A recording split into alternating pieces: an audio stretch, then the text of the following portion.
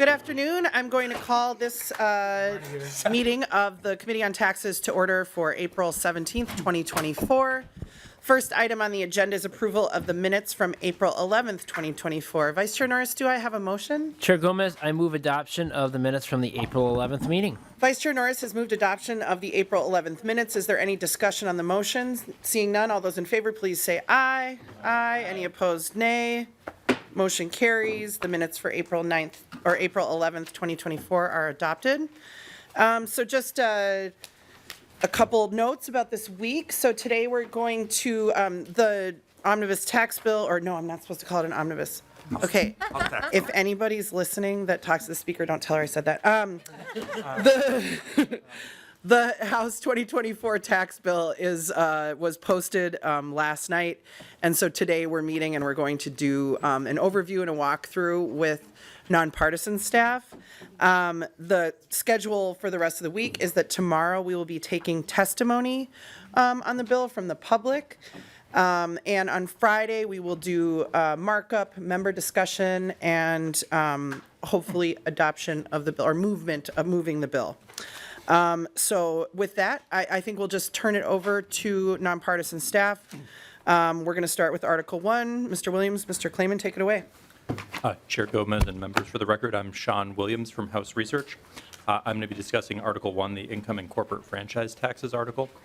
Section 1 of the article is the bill pertaining to the political contribution refund. So that bill permits the Campaign Finance and Public Disclosure Board to access data entered by campaign treasurers into the electronic reporting system provided by the board. This is part of the provisions related to establishing an electronic filing system for the political contribution refund. That section also classifies data maintained by the board as private data.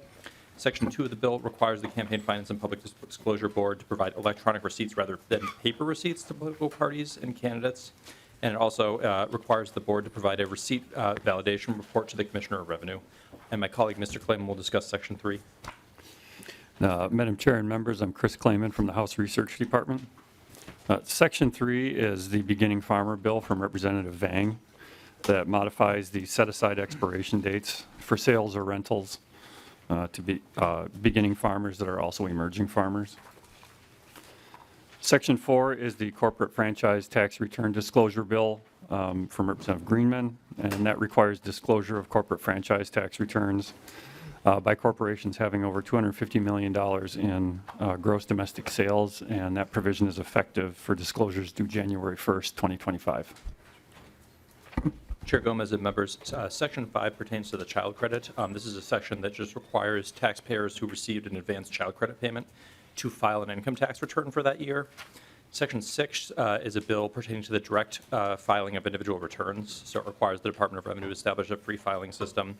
And similar to the amended language we heard in committee, the system has to include a sufficient number of tax forms that the Commissioner estimates 70% of returns could be filed with the system. Section 7 pertains to discharges of indebtedness and situations of coerced debt, so people who took on debt because they were forced to or coerced to. If those debts are discharged, the income would be excluded from taxable income through an income tax subtraction. Section 8 is modifications against the political contribution refund system. It prohibits the Commissioner from issuing a refund in excess of the maximum refund amount under law. It requires refund claims to be submitted using the electronic filing system the bill establishes, and it also sets a minimum claim amount of $10. Section 9 also pertains to the child credit. This is the provision allowing 18-year-old children to qualify for the larger credit amount for younger children. Section 10 pertains to the advanced payments of credits. So under current law, the Department of Revenue has authority to make those payments permissively, and Section 10 would make that a mandatory requirement. Section 11 is the minimum child credit, similar to what the governor had in the governor's bill. The House bill limits the credit only to those who received the advanced payments, so the governor's bill would have applied that credit to everyone.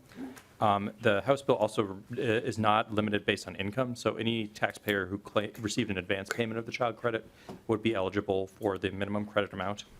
This section also establishes an account in the special revenue fund that is used to sort of prepay for 2 years of the credit in fiscal year 26 and 27.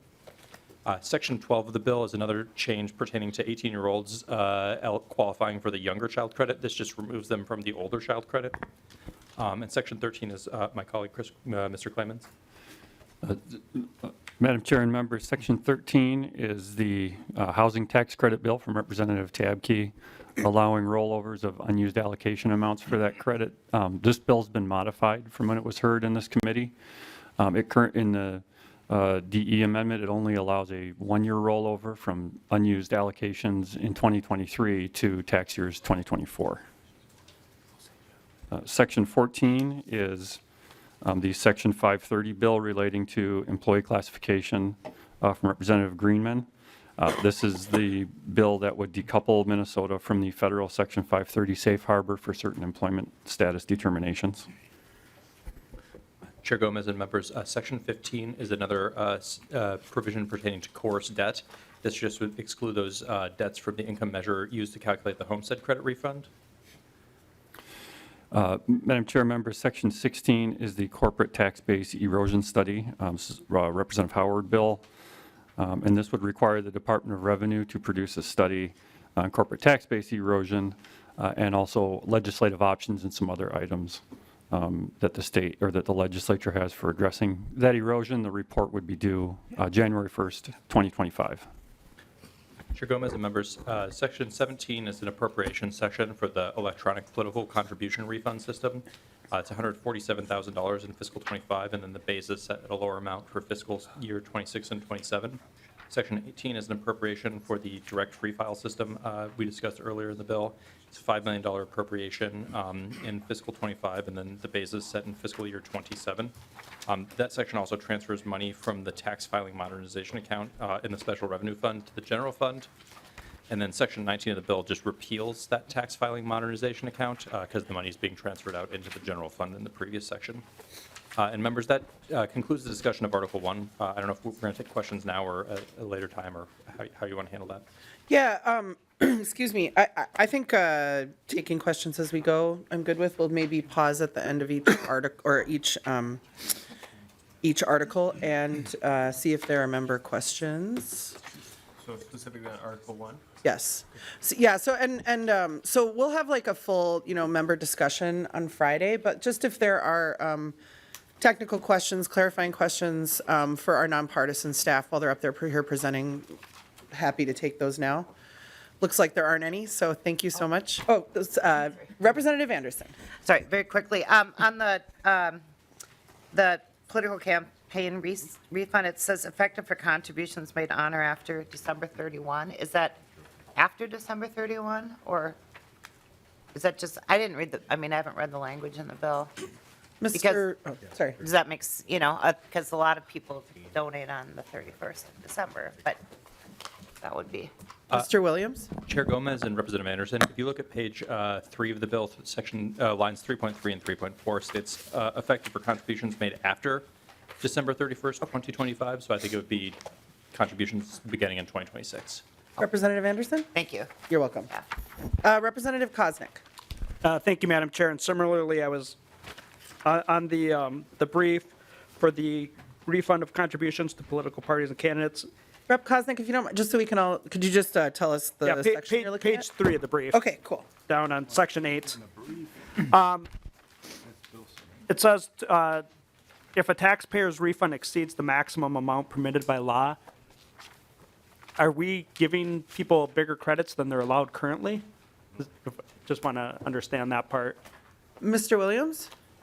Chair Gomez and Representative Koznick, I'm not sure if that language is needed to address a current issue with administrative, or if it's more of a clarifying change. As I sort of read the current language, it says the maximum refund must not exceed $75 for a married couple filing jointly, and for a married couple must not exceed $150. So I would interpret that is already applying and sort of limiting their ability to give refunds beyond that amount. So this may just be kind of a clarifying change, but there is new language in the bill that says the commissioner must not issue a refund that exceeds the maximum refund amounts in that subdivision. Representative Koznick? Okay, thank you. I'm guessing it's probably due to the new contribution refund limits. Yeah, I would more so. imagine. I was concerned that people were getting more than they were supposed to get, which obviously I don't think any of us would intend that. So thanks. Yes, good question. Okay, Representative Robbins. Thank you, Madam Chair. Thank you. I had a question about the Section 18, the direct filing system. So would any of the responders who responded to the request for information meet the requirements in the bill to not otherwise provide paid individual tax filing services to Minnesotans? Mr. Williams? Chair Gomez and Representative Robbins, are you referring to the people that responded to that survey? Yes, that the request Department for of- information, yeah. Chair Gomez and Representative Robbins, I'm not certain one way or another if which of those respondents would sort of meet that requirement that they not be offering paid tax preparation services in Minnesota that's in the bill. I could follow up with you after committee. I don't know if the responses I received were public as to which tax preparation services were responding to the survey, but I do know the Department of Revenue reached out to tax preparation companies, and probably some of them are offering services in the state already.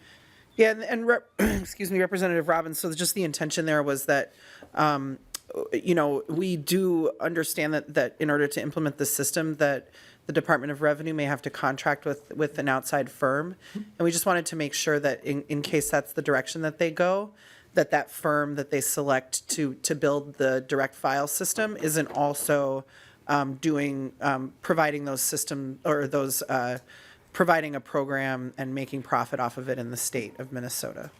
So, Representative Robbins. Thank you, Madam Chair. So maybe the question is more to you. So my understanding is, like, in other states where they're trying this, is there such a group? Because most of the companies provide free tax filing services, but then they also have the paid option at the higher levels. Is there someone who does not provide a fee-for-service tax filing system that other states have used? Like, I just haven't seen it. I mean, so this is about the entity that's going to build Right. not operate, right? Because the idea is that the Department of Revenue will operate the system, but we don't want a for-profit entity that's currently operating in Minnesota to do that work for them. So they would have to find another entity to help build the system on the front end, if that makes sense. Okay.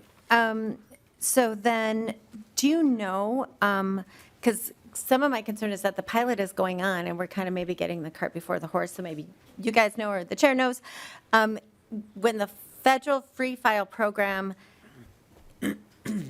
how are we going to know if we qualify for the next round, and should we wait for that to be part of the pilot? Or do we know what the timing on how the federal pilot is going and our efforts to still get involved in that? So we're going a little bit outside of technical questions, Sorry. but I'm happy to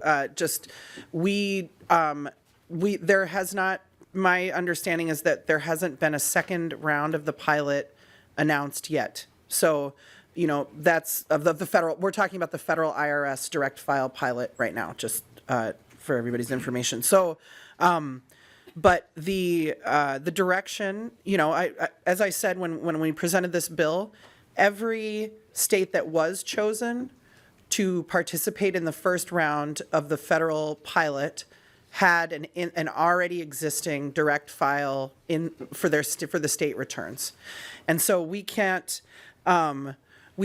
be certain about what the federal government's going to do. But the intent here is whether we get chosen for a future round of the pilot, whether the IRS pilot gets turned into a permanent program. Dozens of states around the country already have their own state-level direct file system, and so that was just the intent with this language.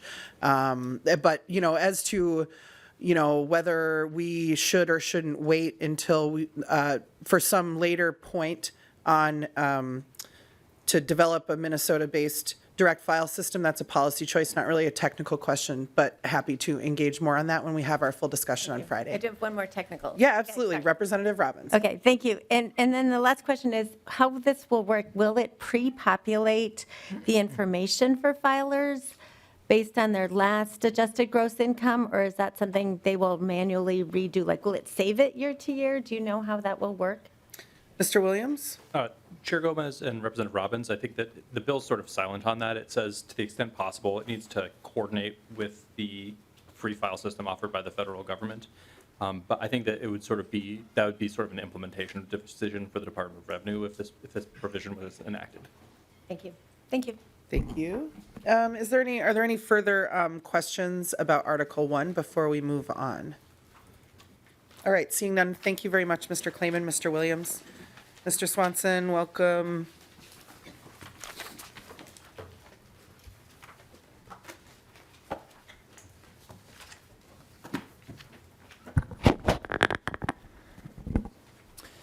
Madam Chair and members, Jared Swanson with House Research. I'm going to move on to Article 2 of the bill, which is the property taxes and local government aids article. So beginning with Section 1 of Article 2, Section 1 requires charitable organizations to occupy and provide services from a property in order to receive an exemption on the property if it is used to provide rental housing. Sections 2, 10, and 11 all relate to the attachments and appurtenances of electric utility co-ops provision that was heard in this committee earlier in session. This is the, as the version of the bill as amended, and these provisions would clarify that except for substations and transmission or generation equipment, utility cooperatives' power distribution systems are exempt from property taxes. Section 3 provides a property tax exemption for 5 parcels of land owned by the Grand Portage Band. Section 4 provides a property tax exemption for a property in Minneapolis owned by the Leech Lake Band of Ojibwe. Section 5 increases the classification tier thresholds for Class 1C homestead resorts. Section 4 removes the requirement that community land trust property receiving the new 4D2 property tax classification be valued without regard to any restrictions that apply because the property is a community land trust. Section 7, 8, 9, and 12 through 17 all contain House File 4826 as amended in committee, and these provisions would establish the advanced homestead credit for seniors, which would pay a portion of eligible seniors' property tax refunds in the form of a property tax credit applied to the first half payment in May. So again, just continuing down the list in Section Order 7, or Sections 8 and 9 apply to the advanced homestead credit for seniors. 10 and 11 I covered as the attachment and appurtenances provision and related to Section 2. And then 12 through 17, again, are provisions related to the advanced homestead credit for seniors. I'm not going to go into detail in all of these sections, but if members have questions, I'm happy to return to those provisions. So then jumping ahead to Section 18.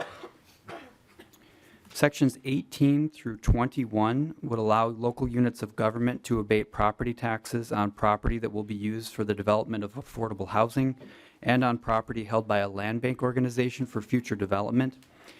Included in these sections is a requirement that the abatement be paid back if the land is ultimately used for a purpose other than the purpose given by the land bank prior to development. Sections 22 through 24 of Article 2 all relate to the local homeless prevention aid.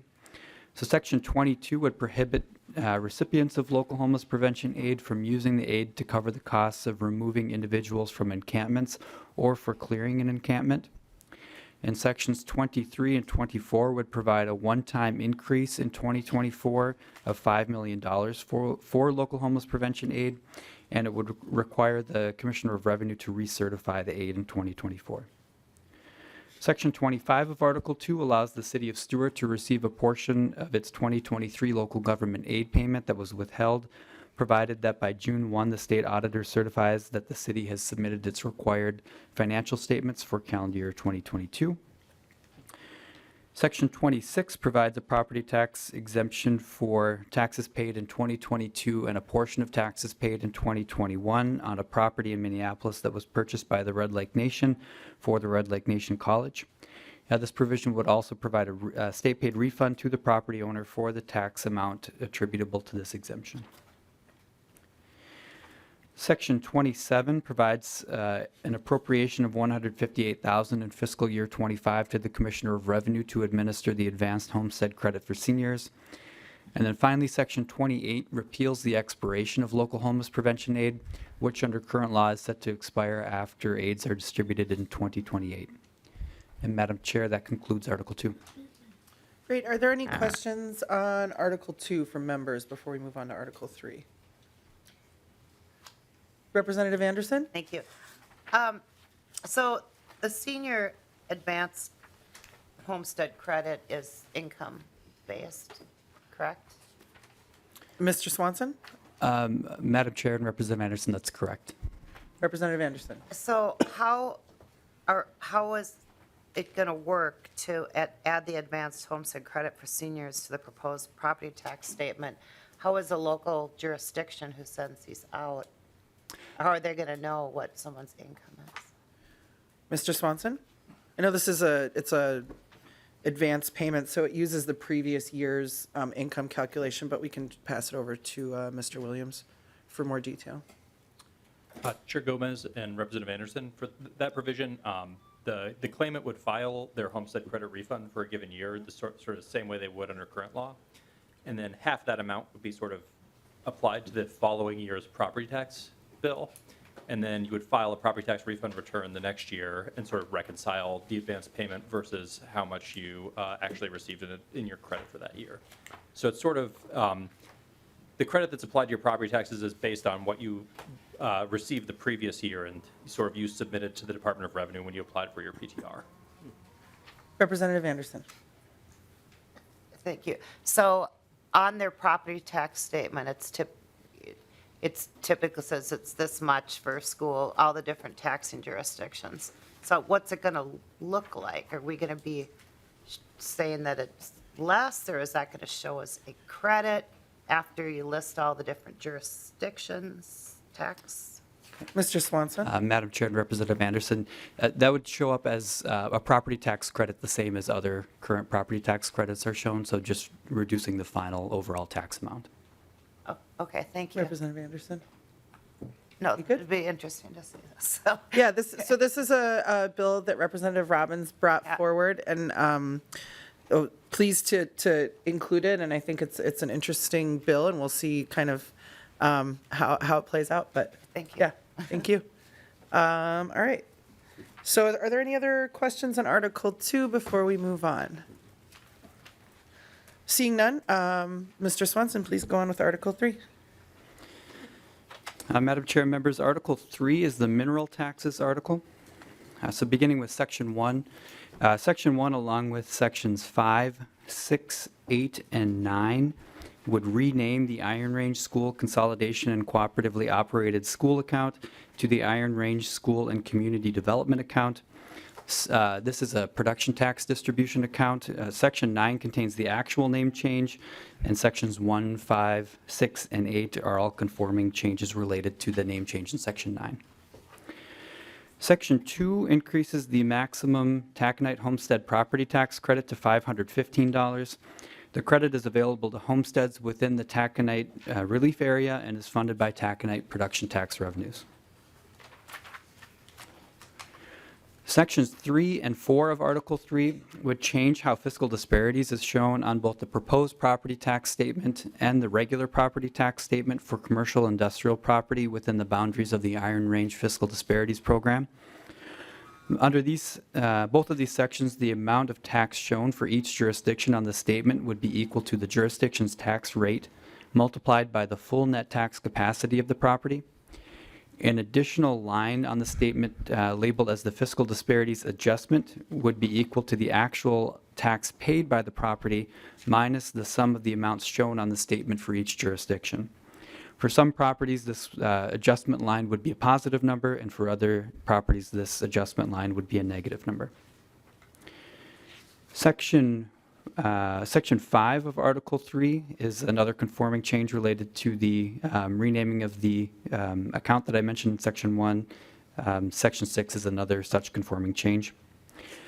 Section 7 of Article 3 clarifies that the redirection of 10% of the gross proceeds tax to Aurora, Babbitt, Ely, Hoyt Lakes, Bowabic, and Embarrass Township for the first 5 years that distributions of the gross proceeds tax are made only applies to distributions of taxes paid by a mining operation that's located within the taconite assistance area as it was defined prior to the changes to that definition that were enacted in 2023. Again, sections 8 and 9 are related to the name change. Section 10 increases the taconite production tax distribution to the Range Association of Municipalities and Schools from 0.3 cents per taxable ton up to 0.5 cents per taxable ton. Section 11 increases the annual transfer of taconite production tax distribution from the Douglas J. Johnson Economic Protection Trust Fund to the Iron Range Consolidation and Cooperatively Operated School Account, which again is renamed in Section 9. Both of these are production tax distribution accounts, and under current law, $3.5 million is annually transferred between these two accounts. This provision would increase the amount that's annually transferred between 2024 and 2036. Section 12 of Article 3 increases from $15,000 to $25,000 the amount of the taconite production tax distribution to the taconite municipal aid account that is annually transferred to Brighton Township. Section 13 of Article 3 is related to the bonding provisions in sections 14 and 15. So this section clarifies that the Douglas J. Johnson Economic Protection Trust Fund may be used to fund reserve accounts to secure payments of the bonds authorized in both of those sections. Those bonds are repaid from the Iron Range Consolidation and Cooperatively Operated School account. So Section 14 is one of those bond provisions, and this section would require the Commissioner of Iron Range Resources and Rehabilitation to issue up to $49 million in bonds in 2024 to fund grants for a variety of projects. The bond payments, again, would be made from the production tax distributions to the Iron Range Consolidation and Cooperatively Operated School account. I'm not going to list all of the projects under that sections, but members can find a list of the projects in subdivision 3 of section 14, and that's on page 55 of the DE. Section 15 would require the Commissioner of Iron Range Resources and Rehabilitation to issue up to $31 million in bonds in 2025 to fund grants for a variety of projects. Similar to the previous section, these bonds would be paid for by the production tax distributions to the Iron Range Consolidation and Cooperatively Operated School account. And the projects are again in subdivision 3 of this section, which is on page 60 of the DE amendment. Lastly, Section 16 of Article 3 provides a one-time transfer of $300,000 from the 2024 distribution to the Taconite Economic Development Fund. The transfer would go to the City of Chisholm for the Senator David Thomasoni Bridge of Peace. And Madam Chair, that concludes Article 3. Thank you, Mr. Swanson. Moving to member questions, Representative Davids. Thank you, Madam Chair. I'm looking at Article 3, page 54, and I see some language I've never seen before. It says the uses listed are not subject to review or recommendation by the Iron Range Resources and Rehabilitation Board. To Mr. Swanson, then who reviews them? Mr. Swanson? Madam Chair and Representative Davids, so under this provision as written, there would be no ability for the board to make any changes to the distributions as they're listed in this section. So the amounts that are shown in Section 14 and as well in Section 15 would need to be paid by the Commissioner of the IRRR, in the amounts shown within this provision. Representative Well, Davids. thank you, Madam Chair. So the commissioner has to pay them, but had no say about what they were. Is that correct, Mr. Swanson? Mr. Swanson? Madam Chair and Representative Davids, so the subdivision 1 does require that the grants be used for the purposes stated within the bill language, and the grant recipients do need to apply to the commissioner stating that they will use the funds for the purposes listed, but it is up to the commissioner to administer the grants. Representative Davids. Thank you, Madam Chair. So he administers the grants that the board had nothing to say about. So this is quite troubling to me, actually, because then you go to the next page, and maybe when fiscal gets up here, be ready for this question. On page 55, line 55.9, it says Douglas J. Johnson Economic Protection Trust Fund must make up the deficiency. So we're figuring there's going to be a deficiency. So that's not for right now, Madam Chair, but when we get to the fiscal folks, I'd like to know what the projected deficiency would be. So what you have here is the tax committee writing a bonding bill. but it's revenue bonds, so you don't have to have the 3/5. I understand that. But I've never seen anything like this. The uses listed are not subject to review or recommendation. So it just comes out of the sky. So the tax committee is deciding bonding projects. That's troubling, but we'll talk about it later. Thank you, Madam Chair. Thank you, Representative Davids. Representative Listegard, we're going to have a full conversation on Friday, but if you had. Madam Chair, I'd Yeah, just like to say, Representative Listegard. thank you, Madam Chair. I'll just ask, do they have to, reporting, and do anybody that receives anything from the IRRB, or the board through this, do they have to follow a process and meet certain criterias? Mr. Swanson. Madam Chair and Representative Listegard, yes, subdivision 1 of both of these sections they do require the recipients of the grants to submit a plan to the commissioner of the IRRR, and the commissioner is able to have say over whether the plan submitted meets the requirements of the grant uses that are in subdivision 3. Thank you. All right, I'm not seeing any other questions about Article 3. Thank you, Mr. Swanson. Welcome, Ms. Hagler. Moving on to, I think you're covering 4 through 7. 4 through 8. Great. Whenever you're ready. Okay. Madam Chair and members, Alex Hagler from House Research. Starting with Article 4, this contains the sales tax, gross receipts tax, and special taxes provisions. Section 1 is from the governor's bill, and it establishes a permanent 0.5% credit rate for the provider tax research credit. Sections 2 through 5 relate to the creation of a gross receipts tax on offering for play amusement devices. And these sections come from House File 4575 and was amended in committee. And the substance of the provisions are unchanged, but the effective date was pushed back to October 1st, 2024. Sections 6 and 8 relate to the repeal of the illegal cannabis and controlled substances tax. And those are also unchanged from how they were heard in committee earlier this year. And then lastly, Section 7 provides a sales tax construction materials exemption for the city of Woodbury. And this provision was modified to provide the exemption for materials purchased after January 31, 2024 through July 1, 2025. And Madam Chair, that concludes Article 4. Thank you, Ms. Hagler. Are there any questions on Article 4? Not seeing any, please proceed. Okay. Madam Chair and members, Article 5 contains the tax increment financing provisions that were in the division report. And many of the provisions have been modified from how they were in the report, so I'll just go through them. Section 1 amends a special law for the city of Ramsey and provides an extension of the requirement that the city pass a resolution detailing interfund loan transfers, and that extension is good through the end of this year. Section 2 amends a special law for the city of Maple Grove and extends the 5-year rule by an additional 5 years and extends the duration of the district by an additional 5 years. Section 3 provides an extension of the 5-year rule for the city of St. Paul for the Ford Site Development District to a total of 10 years. Section 4 authorizes the City of Brooklyn Center to establish redevelopment districts within a designated project area.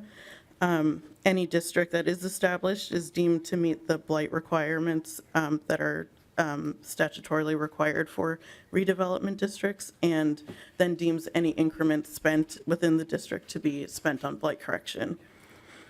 Sections 5 through 7 are the provisions from Brooklyn Park that were heard in this committee that allow the city to establish redevelopment districts within 3 distinct project areas. And these provisions were modified to only provide the authority for the districts to be deemed to meet the blight requirements and have any increment spent to be deemed on blight correction, and an extension of the 5-year rule to 10 years. The value capture provision that was in the original bill as was heard in committee is not in this bill. Section 8 authorizes the city of Eden Prairie to establish a redevelopment district in an area that encompasses the Eden Prairie Mall.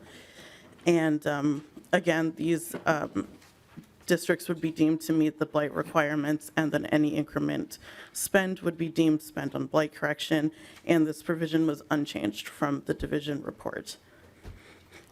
Sections 8 and 9 provide 5-year rule extensions to the city of Edina for 2 TIF districts, and also a duration extension for those districts. Sections 11 and 12 provide 5-year extensions for the 5-year rule for the city of Moorhead and Minnetonka. And Section 3 authorizes the city of Plymouth to establish redevelopment districts, and again, are deemed to meet the blight requirements, and increments spent would be deemed to be spent on blight correction. And there is also an extension of the 5-year rule in this provision. And then lastly, Section 14 authorizes the city of St. Cloud to establish a redevelopment district that is deemed to meet the blight requirements, and increments spent would be deemed to be spent on blight correction. And then there is authority for the city to spend increment on public infrastructure that is adjacent to but outside the boundaries of the district. And that concludes the TIF article. Thank you, Ms. Hagler. Are there any questions on Article 5? Tiff? Okay. All right, not seeing any, please proceed. Madam Chair and members, Article 6 is the local sales tax article and contains the contents of Chair Gomez's House File 5335 that we heard in committee a few days ago. The provision has been modified from how the bill was heard in committee. It includes public safety facilities such as correctional facilities, district courts, and law enforcement centers to be included in the list of projects that a city or county may impose a tax to fund. There's also a provision that requires DOR to expire a tax if the city or county does not comply with reporting requirements, or if the state auditor's office notifies DOR that tax revenue is being spent improperly.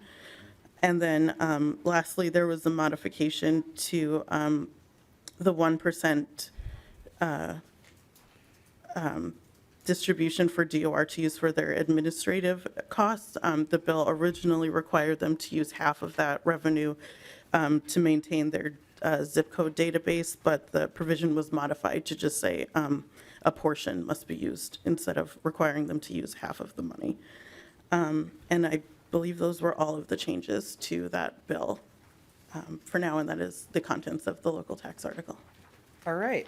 Any questions on section or Article 6 or Article 6? Sorry. Seeing none, please proceed. Madam Chair and members, Article 7 contains the special local tax provisions that were part of the division report, and these provisions were unchanged. Sections 1 and 2 relate to accommodation intermediaries and require local lodging taxes to apply to the entire price of lodging charged to the customer, including costs of services provided by the accommodations intermediaries. Sections 3 and 4 relate to the food and beverage tax imposed by the city of Minneapolis that's within the boundaries of the downtown taxing district. Section 3 lowers the rate from 3% to 2.5%, and Section 4 expands the boundaries of the district to encompass more of the North Loop area. And that concludes the special local taxes article. All right. Any questions on Article 7? Not seeing any. Article 8. Madam Chair and members, Article 8 is the contents of the public finance bill, and these provisions were unchanged from how they were heard in committee. Great. Any questions on Article 8? All right. Not seeing any. Thank you so much, Ms. Hagler. Article 9, miscellaneous. I think we're getting Mr. Swanson and Mr. Williams maybe both back up.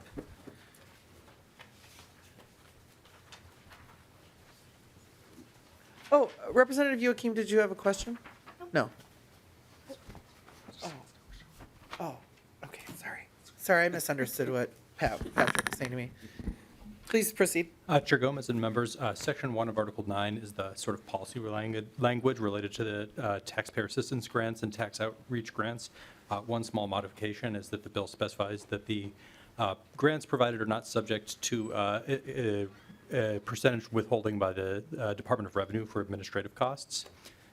Section 2 pertains to the solid waste tax. Under current law, a portion of that tax is dedicated to the environmental fund and is used for county grants to reduced or for waste reduction and recycling programs. And the bill would allocate for fiscal year 2025 only an additional $1.8 to $1 million. And my colleague, Mr. Swanson, is going to discuss Section 3. Mr. Swanson. Madam Chair and members, sections 3 through 7 would allow cities to establish land value taxation districts and reallocate property taxes within those districts on the basis of an alternative tax base, including reallocation of the taxes based solely on the value of the land underneath the properties within the district. That's what those sections sort of accomplish as a whole. If members want more detail on what each one of those does, I'm happy to go into more details, but otherwise we'll move on with Mr. Williams on Section 8. Chair Gomez and members, Section 8 is the Aid to Cities for Emerald Ash Borer Financial Assistance Bill that we heard in committee last week. This language is similar to the DE2 amendment that we heard last week with a couple of changes. First, the appropriation is $1 million rather than $7 million, which is what we heard last week. In addition, the bill that we heard in committee gave the Department of Revenue the right to either establish a formula-based distribution of the funds or grant-based distribution, and the DE amendment would require DOR to use a grant-based distribution of those funds.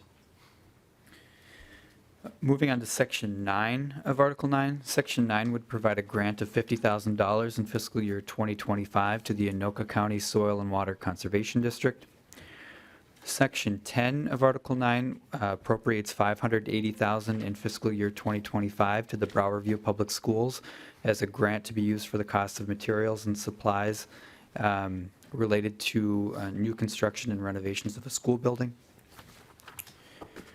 Section 11 of Article 9 provides a grant of $100,000 in fiscal year 2024 to the City of South St. Paul for planning and development costs within the city. Section 12 of Article 9 is the appropriation for tax credit outreach grants and taxpayer assistance grants. That's a $1 million appropriation in fiscal 25 with a slight increase in the tails for the outreach grants, and then $750,000 in fiscal 25 for the taxpayer assistance grants. And that concludes Article 9. Great, thank you. Any questions on Article 9? Not seeing any? So, Please go ahead. Chair Gomez and members, Articles 10 through, I believe, 13 is the last one, are the Department of Revenue's policy and technical bill. These are largely unchanged from what we heard in committee. There is one section pertaining to the Social Security subtraction in Article 10, the income and corporate article, that has been removed in this draft. Thank you. Are there any questions on Articles 10 through 13? All right, not seeing any. Thank you so much to the whole nonpartisan team. Turning now to the House fiscal overview, I'll invite Ms. Templin and Ms. Highmark up. Thank you. So we're moving now, they're going to walk us through the spreadsheet, which is also in your packets. Good afternoon, Cynthia Templin, House Fiscal Staff. My colleague, Ms. Highmark, and myself will be going through the spreadsheet that you have before you. The spreadsheet that we're working off of should have a timestamp of 11:07 a.m. Okay, good.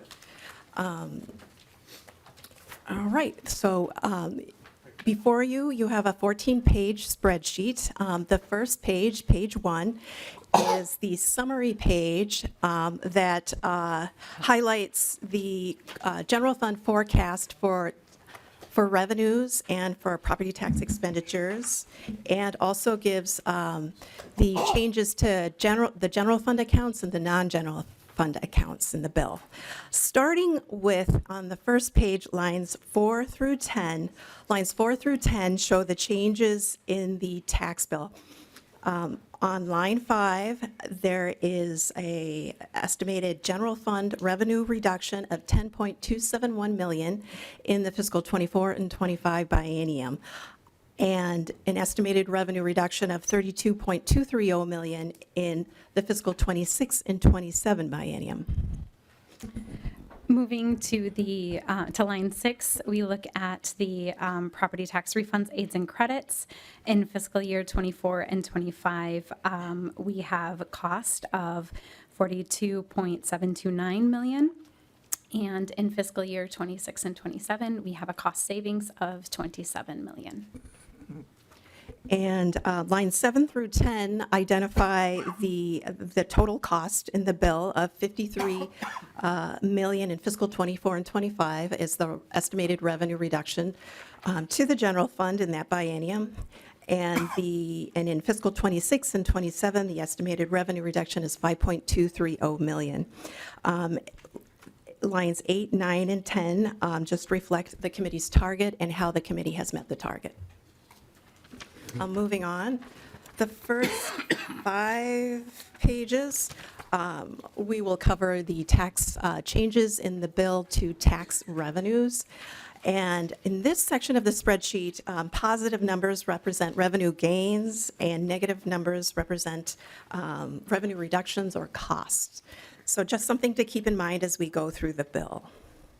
I'm just going to, on page 2, I'm just going to jump to the changes in the bill. Starting on line 12 of the spreadsheet, 12 and 13, there are changes to the child tax credit. There are about 3 changes. One of them, Mr. Williams summarized, it's the inclusion of 18-year-olds. The second change is the minimum credit, and there's no income cap. And then the other one is the opt-in for the minimum credit. The cost for these changes is on line 12 and 13, and in fiscal 24 and 25, the estimated revenue reduction is $7.8 million. And in fiscal 26 and 27, the sum of lines 12 and 13 is $32.3 million. I should also mention there are related provisions in other sections of the spreadsheet for these modifications. Moving on to line 14, this is the section 530 exclusion, and this has an unknown fiscal impact in both biennia. Line 15 of the spreadsheet is the income tax discharge debt subtraction for coerced debt awarded to a debtor. And this is estimated to have a negative negligible impact. Line 16 of the spreadsheet, there are changes to the allocation and the timing of the beginning farmer tax credit. This is estimated to not have a fiscal impact. And then I will move on to the corporate tax section, which is at the top of page 3. And there is one change, and this is the housing tax on line 27, the housing tax credit carryover. That is a bill that was heard and that has no fiscal impact. This provision just allows the remaining $9.9 million that was not allocated in 23 to be allocated in 2024. All right, and then at the middle of the page, on page 3, we have sales tax changes. And on line 41, the first one is the construction exemption for purchases of materials. And this is for the city of Woodbury for the water treatment facility. And the bill, as heard in committee, had a revenue reduction for fiscal 25, 26, and 27.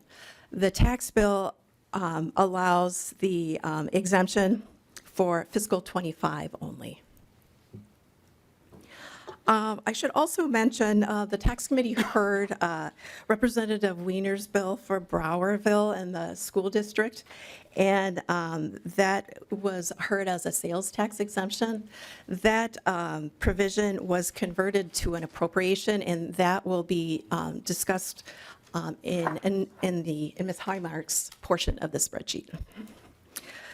Line 42 of the spreadsheet is the exemption for the coin-operated amusement devices. This has an unknown impact in the current biennium and in the tails to sales tax. And then, moving to page 5, all the way to page 5, there are changes in the other net tax revenues area. Again, on line 114, we see the coin-operated amusement device gross receipts tax. On this line, the revenue gain is unknown for the establishment of this tax in both biennium. On line 115 of the spreadsheet, there is the repeal of the controlled substances and illegal substances tax, and that is estimated to have a negative negligible impact in fiscal '24 and '25, and an estimated revenue reduction of $10,000 in the tails.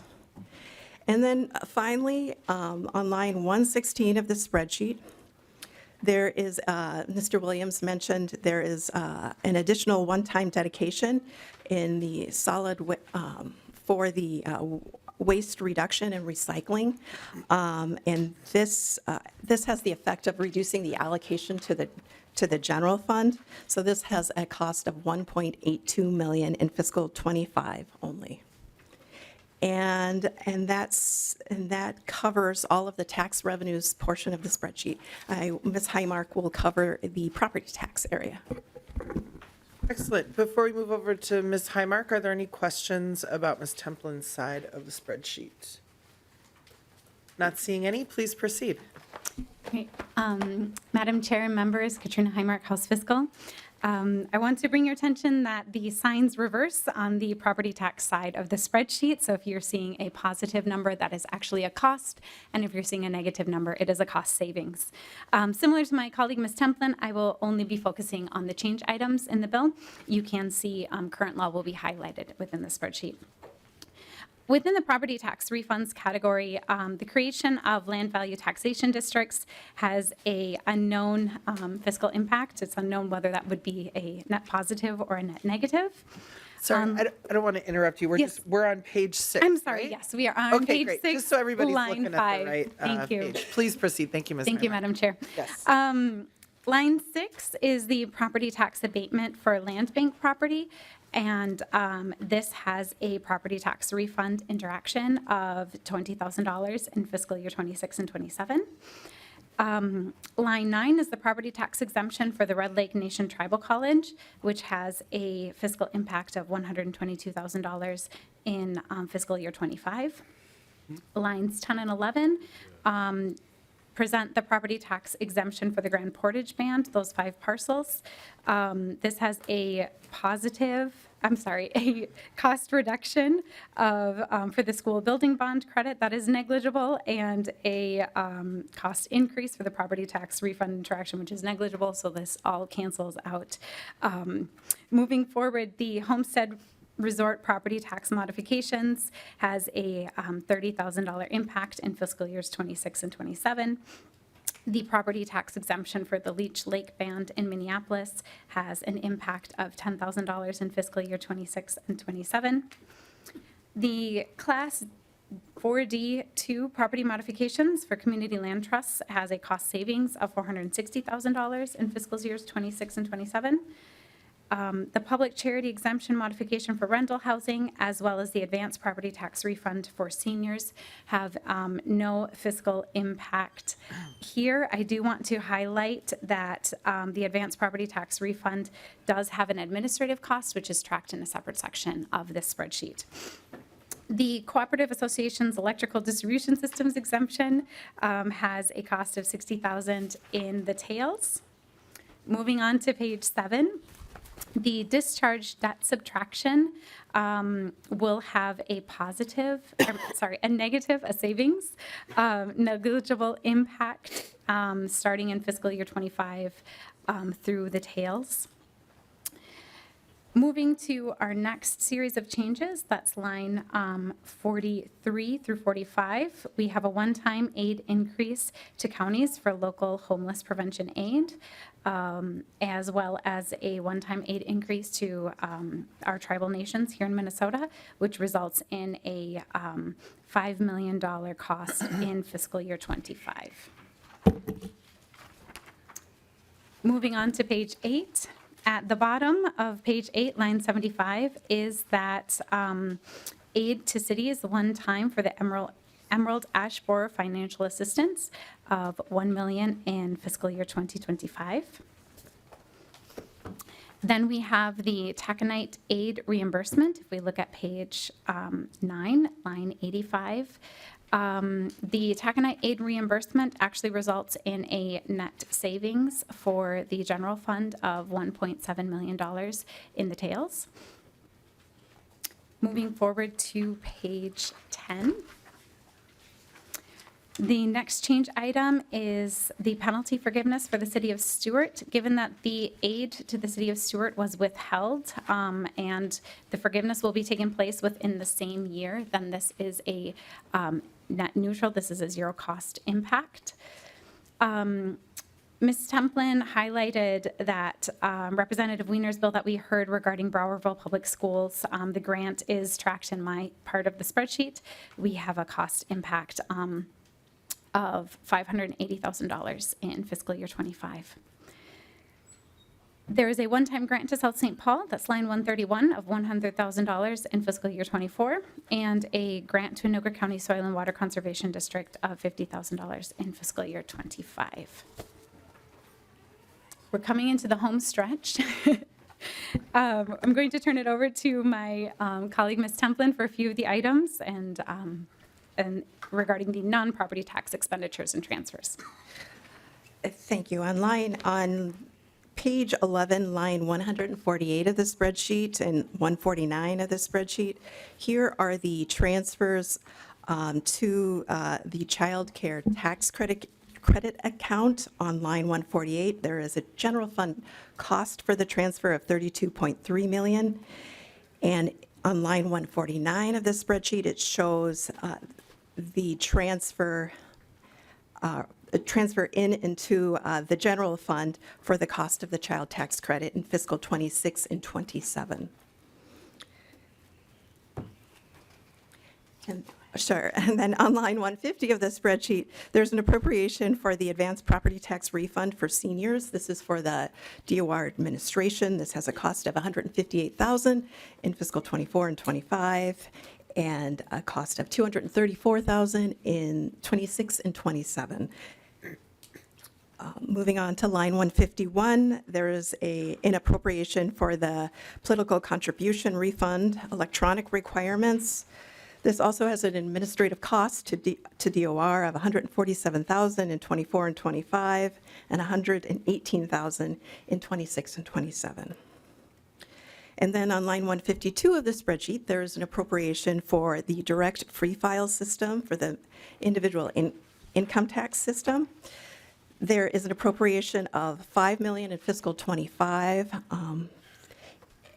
And then in fiscal 27, there is an appropriation of $2.3 million in that year. And then on line 153 of the spreadsheet, there is the repeal of the tax modernization account in the special revenue fund. That the cancellation of that account has a general fund savings of $5 million in fiscal 25. And then on line 154 of the spreadsheet, there is an appropriation for the tax credit outreach grants of $1,025,000 in fiscal 25, and an appropriation of $1,044,000 in fiscal 26 and $1,045,000 in fiscal 27. Turning the page to page 12, at the top there is an appropriation to the taxpayer assistance grants. This is a cost of $750,000 each year. Line 157 of the spreadsheet, there's an appropriation for the corporate tax base erosion study. This is what you see in the spreadsheet is the cost for the bill as it was heard in committee. And then on line 158 of the spreadsheet, there's an appropriation for the corporate franchise tax disclosure requirements. This has a cost of, of $480,000 in fiscal '24 and fiscal '25, and $396,000 in fiscal '26 and '27. And then finally, on line 159 of the spreadsheet, there is also an appropriation to the state auditor of $387,000 in fiscal '25 and $703,000 in fiscal '26 and '27. I want to conclude by noting that the total cost for the property tax aids and credits in fiscal '24 and '25 would be $5.524 billion, and the total cost in fiscal year '26 and '27 would be $4.622 billion. Thank you very much. Are there any questions for our fiscal staff? Representative Swedzinski? Thank you, Chair Goldberg. And just moving kind of back to the, on page 6, the property tax for the tribes, is the reason why there's no cost to that, is it just spreading the cost to other taxpayers through that exemption, or is the state actually going to pay for that local property tax on behalf of the tribes? Is that why there's no cost to it? Ms. Highmark? Representative Swedzinski, given that there are several property tax exemptions for the different tribes, I would appreciate if you could be specific as to which one you're referring to. Thank you. Representative Swedzinski? Thank you, Madam Chair. Well, just pretty much any of the line 10, 11, 12, 13, 14, 15, 16, there's negligible or small amounts of property tax. There's no real cost to these bills. And so is it simply that, what are they currently paying for property taxes? And maybe that's in the bill that I didn't see, necessarily see because it didn't come before here, but what's the cost, and then how much tax is going to be, is simply going to hoist that on other local property taxpayers? What's going on with that? Ms. Highmark? Representative Swedzinski, to clarify, as you can see, there are different interactions, and my understanding is that the different property tax interactions demonstrate that there would be a shifting of the cost of those exemptions onto other properties. Thank you. Representative Swedzinski? Madam Chair, is there a staff or maybe the folks that carry those bills, could they explain how much increased taxes will be placed on other property taxpayers in those jurisdictions? Do we know that number? Just Representative Swedzinski, if I could, just since property taxes are levied by local jurisdictions, by counties, we don't have that specific information for this except in the case of the Red Lake Nation Tribal College, where it is on the where there's that direct general fund cost. So the only general fund costs that usually get tracked when there's a property tax shift are these PTR interactions. And so this will be common for any kind of policy decision that results in a property tax shift. There isn't a cost to the general fund, and so it doesn't show up on our spreadsheets. I think, if you, I'm just trying to think, I feel like we could ask, those counties if you need specific information about what the property tax liability is in the, current year for these parcels. Maybe that's something we could follow up on, but I don't, our, excuse me, our fiscal staff isn't going to track those county shifts or what the value or what the tax liability for those parcels is. Well, thank you, Madam Chair. I mean, I'm just looking at, we kind of say, well, it's really no cost, but it does cost someone something when we're making these property cost shifts. It's going to increase the amount of burden in those local jurisdictions for higher, higher property tax, regardless, whether it's a bill that I'm carrying on veterans for a VFW or whatever. But, it'd be just interesting to see, like, if we were to say, all right, if our goal of this legislature is to exempt tribal nations from paying property taxes outside of their, current areas that they have, a vast majority of their populations, what is that cost to those local jurisdictions? What are they incurring to house these businesses or schools or whatever? I'm not sure what these properties are exactly that we're exempting.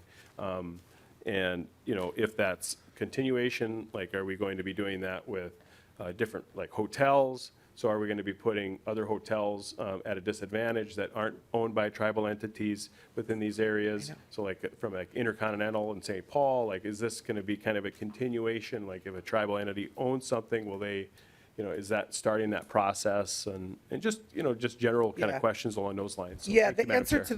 to those kind of questions, I mean, I think it's a good line of inquiry because there are tribally controlled entities that operate businesses, and those activities are not exempt. So in these specific cases, the 4301 is a college, which is an exempt activity. The one for Grand Portage is parcels that are, I think they're like empty. They're like, or not empty. I think there isn't any kind of structure or any.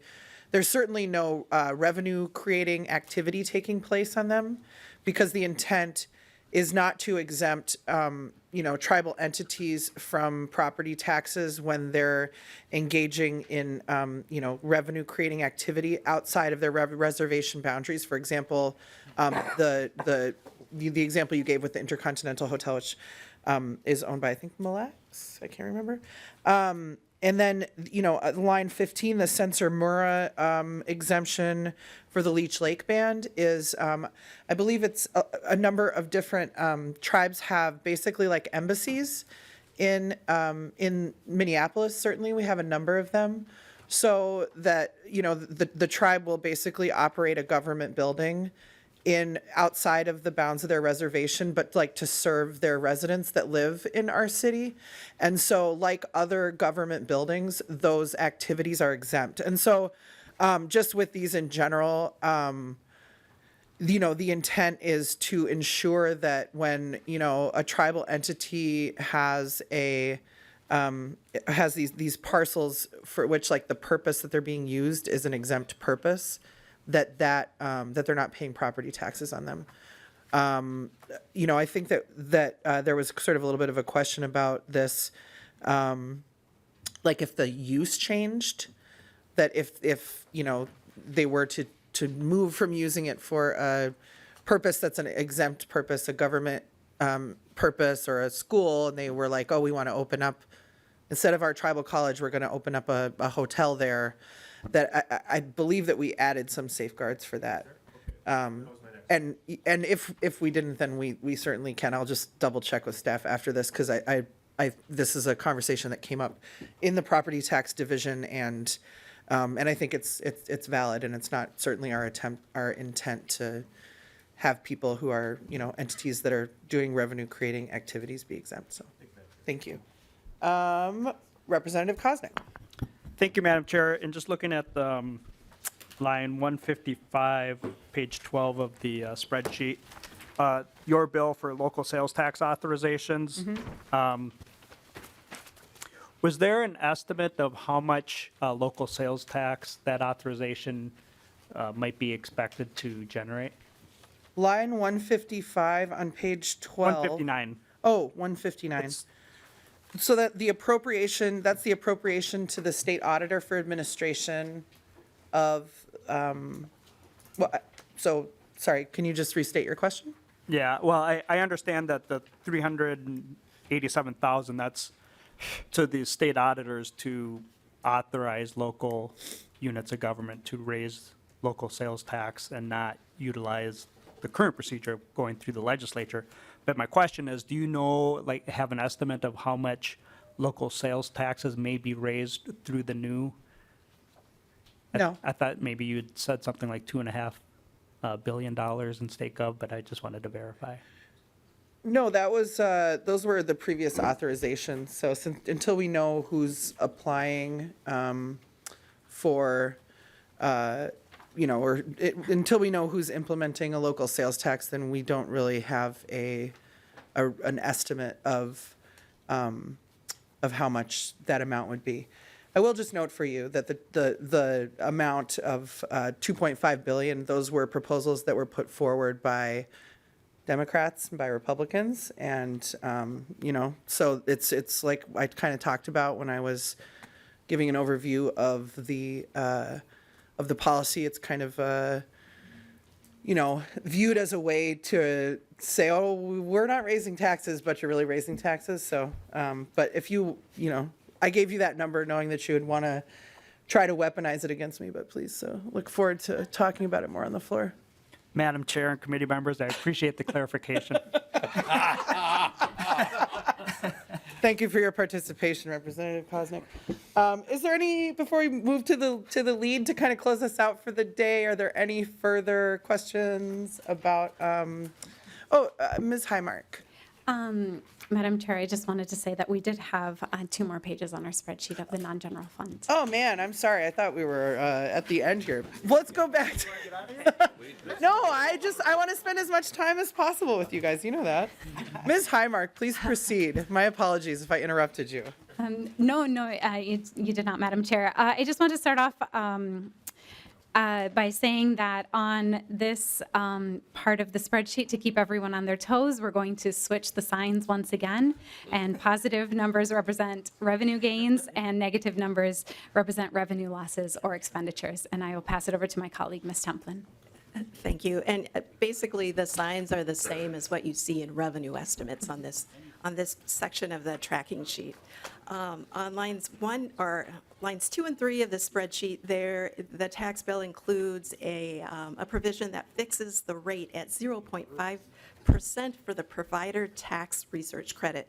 This has a zero impact to the Healthcare Access Fund.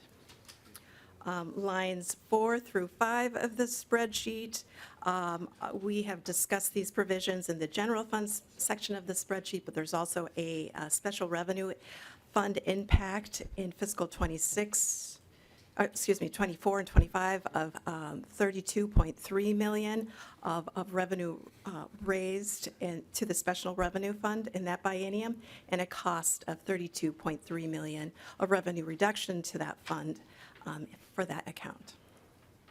Lines 7 and 8 of the spreadsheet reflect the the tax modernization account.